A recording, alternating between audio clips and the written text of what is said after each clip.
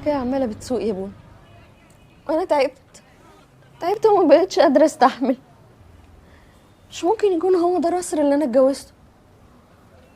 اللي انا اتجوزته كان هادي وكان طيب، لحد ما اتعرف على ناس ودوه في داهيه، ودوه في حته تانية خالص، سهر وشرب وسكر. معلش يا بنتي، الامور دي ما بتتحلش في يوم وليله. عصبي ومخنوق ومش بيطيق كلمه من حد.